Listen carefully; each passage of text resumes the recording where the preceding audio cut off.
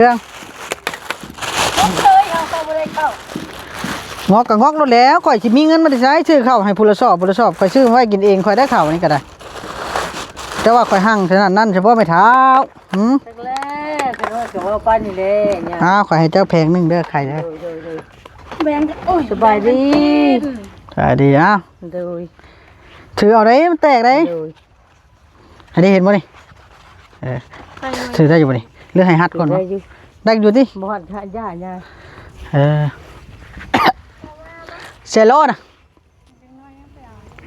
ล่อมายุ่งเอาเข้ากัน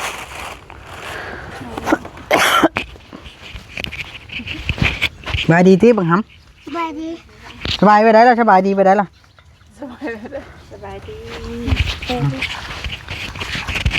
ก็คือนั่นแหละเพราะว่าเพิ่นสิมาตั้งเฮือนแล้วก็เลยชื่อ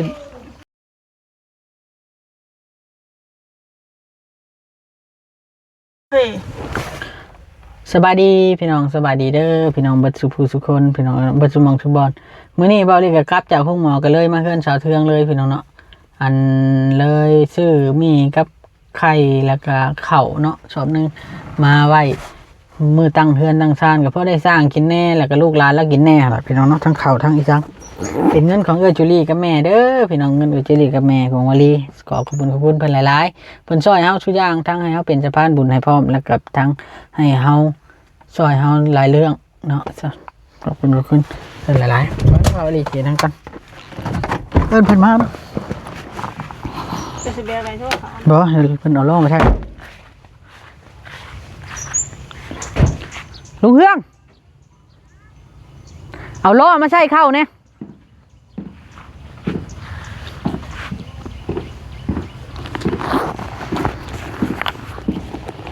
ลานกับพ่อแม่เป็นได้เจ้าน่ะวิตองขี่โอ้ยแนวบดีของขี่แนวดีได้แนวโชว์เนาะพี่น้องลานน้อยก็โอ้ยแง่อยู่พี่น้องเลยจะเฮ็ดจังไดต่อไข่ท้ายมันดูไข่ท้ายมัน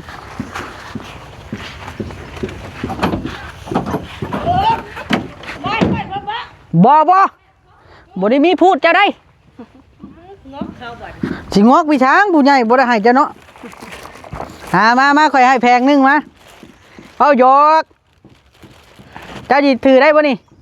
ได้เชยคันถือได้ข่อยให้แพงนึงข่อยซื้อมาไว้ชูสร้างบัดมือมาตั้งเฮือนเด้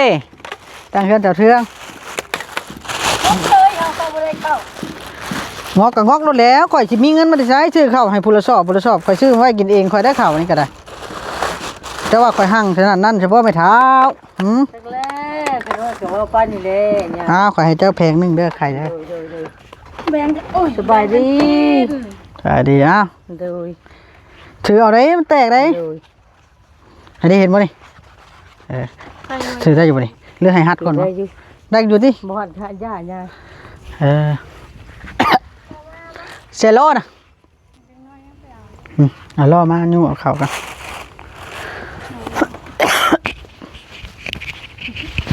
สบายดีที่บังคับสบายดี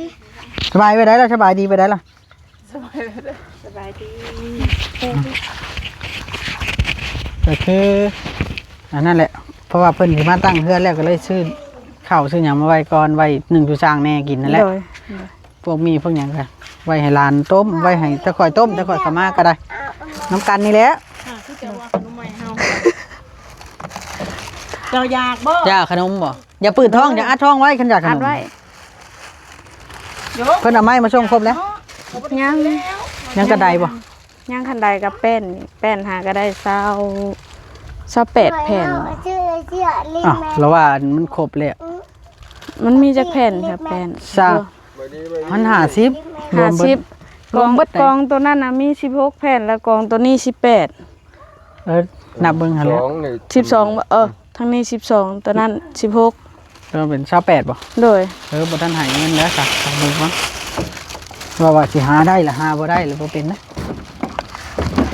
แต่เจ้าคุยกับเจ้าแล้วว่าเขาว่าสิแบบ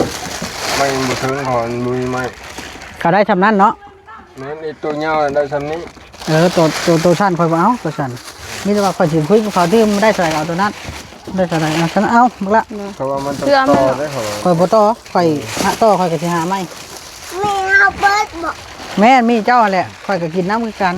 ฉันเขาอยากข่อยก็กินเจ้าก็เก็บใส่ถุงติถ้าเทื่อเขาจะบ่อยากนะเก็บใส่ถุงเลยหิวเบิ่งข่อยสิเอาขนมให้สักหน่อย ถึง กระตือ ไว้อยู่บ่ ที่ไหนบ่วะ ได้ โดยก็ถ้าเอาโล่มายังบ่มาอยู่โล่ก็ได้แบกได้อยู่บ่ไอ้ เว้ยบ่แบกได้บ่แบกได้ บ่แบกเอาล่อให้ได้ล่อ เด็ มา กน้อยล่อมา อ้าวถูกก่อน ป้า ป้าก่อนลูก เอาจังอันล่ะ อาจงนั้น จะได้จ้ะ อาจารย์เว้ยอาจารย์ บ่ โอ้ยแอวฮักนะว้าวอย่าแบกไปปะ แม่ถือ ฮะถือได้อยู่บ่ไปถือเอากล่องหนึง ลำบาก แล้ว ถือบ่ได้กินได้ใคร ถือบ่ได้บ่ได้กินเลยแท้ ถือได้แล้วก็เอา เอาเกือบลุงยังห่วงเกือบลุงอยู่ ไปนั่งเอาไป อ้าวเฮีย ไปเฮียบ่ ขนมมันเฮีย มาหน้าเบาหิวอ่ะไปย่างไปบ่นี่โอ้ยกี่ดื้อกระโดดเจ้าน่ะจะได้อย่าเจ็บอย่าโซ่ดอกคือลูกสร้างเวียงแล้วเป็นอะไรเป็นห่วง แม่นี่เนาะโอ้ย อาจารย์อันนี้ ใช่เลยใช่พอดีละ ยังห่วงเกือบเจ้าอยู่อ้ายเกือบลุงได้ซะบางคำมันว่าเกือบลุงได้ซะ กักแล้วไม่เนาะมันยาวเนาะ น่ะ มันก็บ่มาให้เลย นี่ก็ ก็เอาเลย โอ้ผลกบแล้วเพื่อได้ว่ามันกบแล้วเขามาตากฝนไว้กระยามันอย่างด้วย เอาได้ เขาไปซื้อเอาไม้นั่นมาตื่มก็ได้สนใจเขาก็ไถ่เลย เอาเถอะลุงนะ แล้วนั่งก่อนเถอะเถอะนั่งก่อน เลย ปานกันเด้อขนมเนี้ย เออ โดยลูกเดี๋ยวอีก3-4 วันก่อนสิมาตั้งเสาสิพาสร้างมาตั้งเสา เลย สิมาตีห้องไปตั้งเสาไว้ ด้วยนั้น เรื่องนับกัน แม่แม่ 1 2 3 4 6 7 8 9 10 11 12 13 14 ลุงลุงอ่ะ 15 ใช่ปะ เฮ็ดเป็น2-3ที่ไปลุมปูนดิ แม่น นี่ก็ยังก็บ่แล้วนี่ ใช่เอื้อยเด้เอื้อยเด้ พี่ของวิกนะ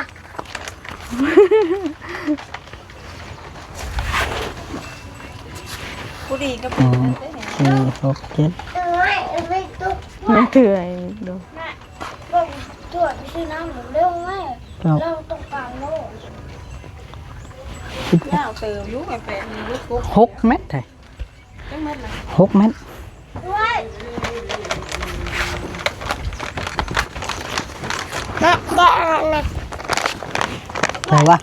เสื้อกล่องหนึงอ่ะ แม่ ต้มน่ะ มันมีอีกกล่องหนึงไหม มาแปะนี่กล่องเรียงแต่ว่า ไม่เป็นนะเด้กล่องนะ เดี๋ยวพี่เขาแก่มา ตัวนี้มัน เลย 16โอ้งามอยู่ตัวนี้ฮะ แม่นตัวนี้เนี่ยงามตัวนี้นะ เขาครบแล้วครบแล้วเนาะเหลือได้แล้วนี่ครบแล้วโอ้งามแหงยาวแหงเลยเนาะ โอ้ย นับแล้วครั้งแรก นับคักแล้วลุงเป็นคนนับแล้วว่าตัวนี้นะ12 แผ่น 12 18อีกขาดอีก22แต่บ้านเฮาหาชื่อเอาก็ได้ดอกเหลือแต่ขั้นใดใช่เขาเหลือแต่ขั้นใดให้บัดนี้ ด้วย โอเคมานี่เดี๋ยวมื้อใดค่อยสิมาข้าเขามาคุดคุมเดี๋ยวค่อยสิโทรหาเจ้าเด้อ ด้วย นี่หาแนวกินแนวอยากไปเนาะเถิด เด้อ แกงไม่เนาะ ขึ้นยอดแล้วแกงมา สุดยอด มาลุงมานั่งพี่นั่งน้ำกันก็ได้มานั่งขอบคุณ บ่ เพิ่น ดอ นี่ กหมวกเจ้านะ บักลาบ่นั่งขึ้น แม่บอก ขึ้นเทิงเจ้าบ่นั่ง บักอ้ายขึ้นเทิง ปิด ไปลูก ช่องอ้าย เ สบายดีเด้ออันนี้เด้ออ่ะโอ้แบกคือหยังเข่าใครว่าจะแบกมีแต่แบงขึ้นเด้อนี่เด้อแบงขึ้นมันหนักมีก็ซื้อมาไว้ให้หลานต้มกินแน่เถื่อถ้าข่อยเข้ามาเถื่อค่อยอยากข่อยก็ต้มกิน โดย ประมาณนี้นะ โดย แปลว่าถ้าข่อยก็อาศัยผู้ใหญ่เพิ่นอาศัยจุลี่กับแม่กงวลีคือกันทายอยู่บ่นี่ไม่เราบ่ทาย ก็คือเพิ่นว่าให้ซื้อข้าวมาป้าไว้ก่อนเด้อเพิ่นว่าเทื่อช่างเข้าไปเพราะให้ชาวเทืองหนึ่งสู่ช่างกินน้ำกันนั่นแหละเว้าความซื่อซะข่อยกินข้าวเจ้ากินข้าวเพิ่น กินน้ำกัน กินน้ำกันเบิ้ลหั่นแหละ ได้บ่แม่นจิโลวานนี่ ได้203 แต่นี่บ่ได้มีควรนะจิดอนะ บ่ ต้องมีบ่อนขุดเนาะ มันบ่มีบ่อนคุดว่าสิไปอีกมื้อนี้แหละบ่เห็นหมู่เขามาสู่กันเลยบ่ได้ไป แล้วข่อยก็พาไปห้องหมอเวียกนั่นแหละ ยังเขาเป็นคุย 12เนาะแป้นน่ะน้อยเนาะ โดย 12 เอาไปซื้อแล้วกันนะ เอาแต่หญ้าลายให้อ่อน นาง เดินผู้ใหญ่บ้าน เบาลี่สินั่นพี่น้องเนาะเดี๋ยวสิให้เจ้าเทืองแล้วก็ให้ไอ้เทืองเพิ่นขอบคุณผู้ใหญ่ใจดีก่อนแล้วก็เฮาสิเดินทางไปจ่ายค่าแป้นเพิ่นนี้กับเรือค่าบันไดกับค่าแป้นตัวนี้แป้นน่ะเบาลี่สิยกเลิกออเดอร์เพิ่นแล้วเพราะว่าเพิ่นหาบ่ได้6เมตรเฮาสิซื้อเอาตัว4เมตรมาตัดต่อก็ได้เนาะในห้านนะหรือว่าเอาตามความเหมาะสมเฮาไปแล้วนะเอาโอเคบัดนี้ให้เจ้าเทืองกับอันให้ขอบคุณเอื้อยจุลี่กับแม่กงวาลีนี่เด้อ โดยก็ขอบคุณแม่กับเอื้อยที่ชื่อแนวอยู่แนวกินแล้วเข้ามาให้น้องกับลูกเด้อขอให้เพิ่นอยู่ดีมีแฮงความเจ็บจะได้ความไข้อย่ามีเด้อเอื้อยกับแม่เอ้ยขอให้เพิ่นร่ำรวยเด้อแม่กับเอื้อยก็ได้ สาธุ ดีมีแฮงจ้า สาธุอยู่ดีมีแห้งทุกคน ได้เอามีแต่ว่าเดี๋ยวค่อยสิไปจ่ายเงินเพิ่นก่อนแล้วค่อยเฝ้า คนใครจะมีเด้อ ค่อยเฝ้าไปห้องหมออีก คอย เดือนหนึง มีแห้ง มาจากห้องหมอได้เลยมัน ขอร่ำรวยถึงรางวัล หลายเรื่อง รางวัลที่1 ร้อยล้านพันล้าน โดยเป็นอะไรก็ หลายเรื่อง ยัง ติดตามในคลิปเลยแล้วกันเนาะ โดย มันบ่จักแนวสิ สู้ เล่า ๆเด้อเบาเวียง เป็นกำลังใจให้ เคยเห็นมีคนเอาไปโรงพยาบาลนู่น ในสวรรค์ใช่ไหม แม่นโรงพยาบาลเดี๋ยวนี้ค่อยก็มาจากโรงพยาบาลแข็งครับเอาโอเคเดี๋ยวกลับก่อนนะบัดนี้กลับเฮาไปแว่นั่นก่อนเนาะมีแต่ว่ามื้อค่อยสินั่นแหละค่อยสิเข้ามาค่อยสิโทรมาก่อน โดย ก็จะพาเขามาครึ่งแล้วคูดคุมเด้คูดคุมแล้วจังได้เท่อันแห่ซ้ายค่อยเราเว้าแล้วบ่เป็นเว้าเนาะนี่เฮาถอกอยู่ซ้ายล่ะสมมุติว่า นี่แหละนี่ นี่ได้บ่ เกะกะบ่ เกล้าบ่วันนี้ เบิ่งก่อนเจ้าหาบ่อนเบิ่งรถฉันถ้าเราเจ้าถอกบ่อนนี้เลยก็ได้คันเขาถอกได้บ่อนนี้ให้เจ้าถอกบ่อนนี้เลย โด เด้อย ก็คิดอยู่ว่าสิว่ามุกนี้ เพราะว่าคันนี้มันบ่ตันทางตัวนั้นนะบ่มีปัญหาคันบ่ตันทางหลวงบ่มีปัญหา โดย ให้เขาถอกนี่เลย บ่ตัน ได้เนาะ น่าสิบ่ตันที่บ่ตันดอกเพราะว่า แม่นบ่ให้เกินขอบทางเหลืองคันเกินเฮาก็ซ่อนเขา โดย คันรถเขาเจ้าไปบ่ได้อะนะ โดย เนาะเพราะว่าเฮาบ่อยากให้มันอยู่บ่อนเฮาครึ่งเด้เพื่อเฮาเทตีนเสา เนาะ เขาก็คิด ข่อยสิเมื่อน้ำแห่น้ำทรายนี่ล่ะพร้อมนะ อันนี้ โดย ข่อยช่างไว้แล้วผัดบ่มาแล้วเพิ่นยากเวียกหยังแล้วเฮาก็บ่ฮู้กันเพิ่น โดย มันเลยได้โทรเบิ่งเพิ่นแต่ว่ามันก็เฮาก็บ่รีบขนาดนั้นดอกแต่ว่าเฮาได้สั่งไว้แล้ว นี่ เฮาต้องได้อันนั้นเนาะ โดย เอาโอเคบัดนี้ โดย กลับก่อนเด้อเด้อ อันนั้นสบายดีสาวน้ำและเบาโอ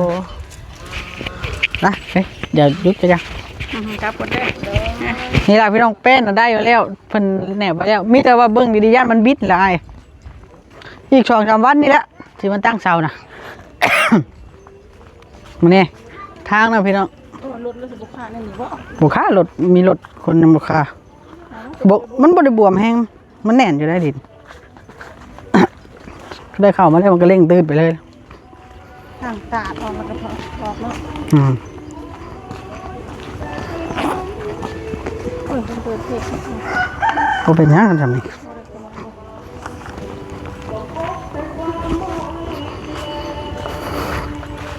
เดินทางต่อหั่นมันหนักสุดต่อ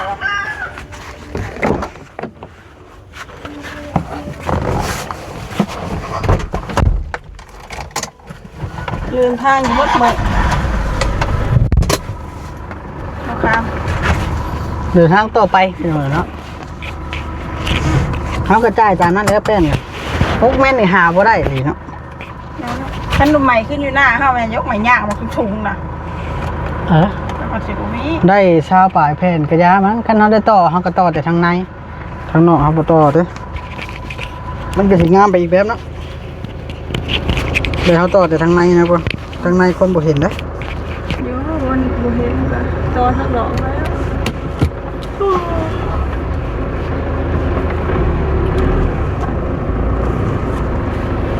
มาดูสิ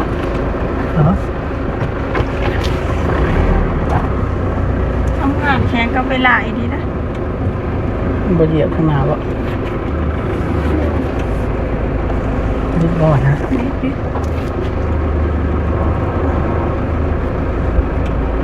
วิทย์เลยอันนั้นเฮานะทำ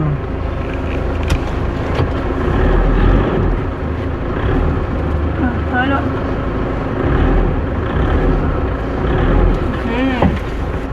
ูกจำดิน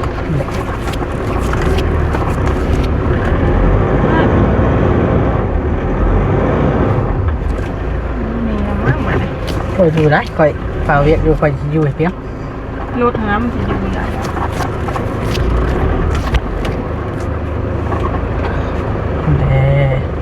นี่ได้ว่าเขาจะเอาเงินไปจ่ายเพิ่นส่วนที่นี่เขาก็รู้ว่าคนหานี่ก็จ่าย ตายมันแล้วเนาะอยากเป็นคล้องอยากเป็นคล้องแล้วเป็นทรงใหม่แล้วเลยเด้มันเป็นอย่างไรเลย แมนมาไม่เท่าปันบัดคอพี่น้องก็บ่ให้เป็นเรื่องอีกได้อฮะ เป็นคอจะทำคอกับไม้ เครียดอีกเนาะ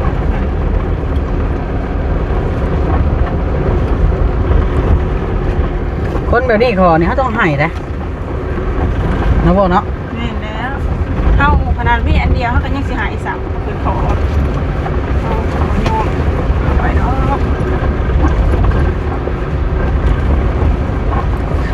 สร้างมันกับบริเปื่อนเด้มันเป็นแห้ง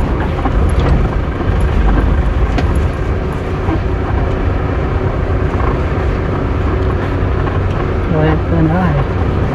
ก่อนจะมาตอนนั้นมันขาดแท้ๆนี่ดิ แถวนี้เนี่ยนาเดียวมันเพื่อนเด้อเดี๋ยวนี้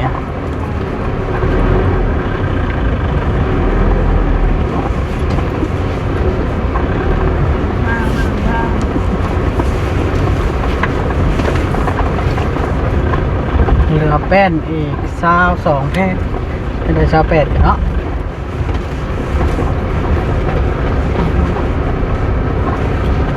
เหลือแป้นอีก22แผ่นได้28แล้วดิพี่น้อง สั่งก็เลยน้ำติดปลายเลย ถ้าได้28สั่ง50ก็ยาเนาะ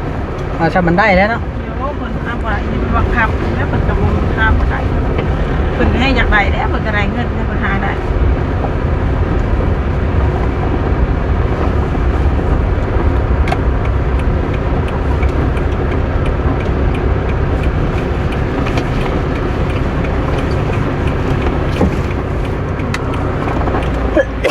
เบรกมันจะกลั่นแบบ ข้าง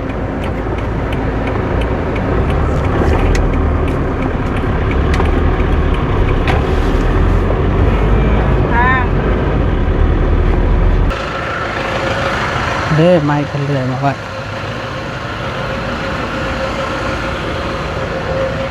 ฮัลโหลฮัลโหลอยู่ไสเนาะอยู่ทางนี้เฮ้ยมาจะบุครบบ่ไปทางน่ะโอ้ยโทรบอกลูกเจ้าว่าให้เจ้าแล่นไปเอากับบุไปเจ๊แมวบ่นั่งลงนั่งลงปิดก่อนน่ะบ่ได้ครบเนาะแป้นข่อยเนาะยอมเนาะ ยอมโป้ คันใดได้สิได้อยู่บ่ล่ะ ได้แล้วล่ะ ฮะ แล้วล่ะยอมมาแรงไปส่ง เออ ไปส่งกันได้ 1 2 3 ไม่แค้น 4 5 6 7 8 9 10 11 12 13 14 15 16 17 18 19 20 2ล้าน5แสน20,000ทั้งกบทั้งหยังมัน12แผ่นหนึงเนาะ แม่น 6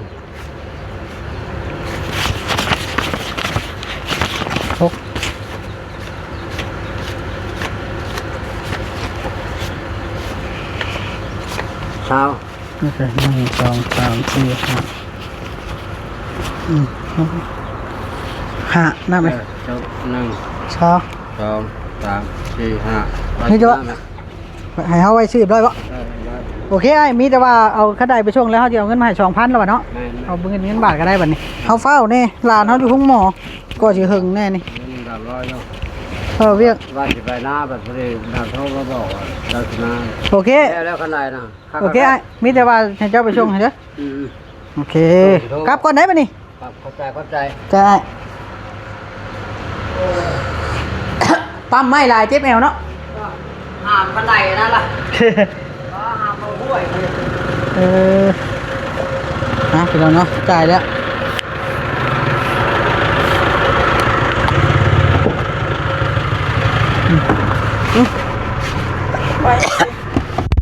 เหมือนไว้คอยฟ้าเวียกเลย ใจเพิ่นออกมาแล้วเนาะใจมันเราเป็นบอล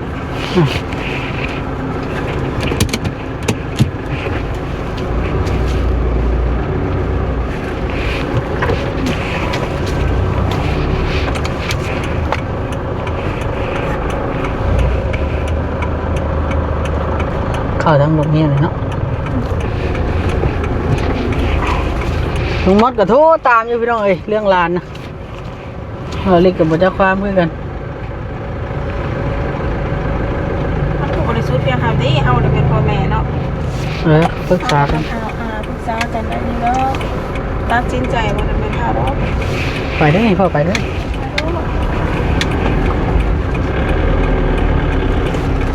ถือว่าเงิน32ละเขาจ่ายไปเท่าไหร่จ่ายไป23 ล้าน5 แสนเหลือเงิน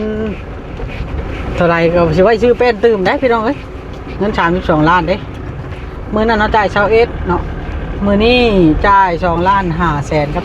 20,000เพิ่นส่ง20,000พอดีไว้เว้าได้ชื่อเรียบร้อยเลยเพิ่นว่านะแล้วก็ หัวใจายค่าคันใดนะ2,000ประมาณล้าน4จ้ะรายใช้ล้าน4แล้วก็ไว้ซื้อแป้นบัดนี้ซื้อแป้นคันมันเหลือจากซื้อแป้นน่ะเงินในส่วนนี้เฮาก็ว่าสิไปจ่ายค่าแห่ทรายได้สนามไว้บ่แม่นได้ว่าเงินสิใช้ไปตัวทีมน่ะเฮาต้องเอาเป็นส่วนไม้คือไม้ส่วนทรายคือทรายแล้วเฮาแยกกันอย่างเต็มตัวเพื่อให้ FC แล้วก็ผู้รักผู้ใหญ่เพิ่นคือเอื้อยกับแม่เพิ่นนี่สบายใจเฮาก็สบายใจงั้นมันเป็นชัดเป็นส่วนเนาะโอเคบัดนี้จังได๋ขอบคุณหลายๆเด้อแม่กับเอื้อยเด้อเฮาสิขอโตก่อนบัดนี้กลับก่อนแล้วก็ไปปรึกษากันเรื่องหลานก่อนโอเคสบายดีบ๊ายบาย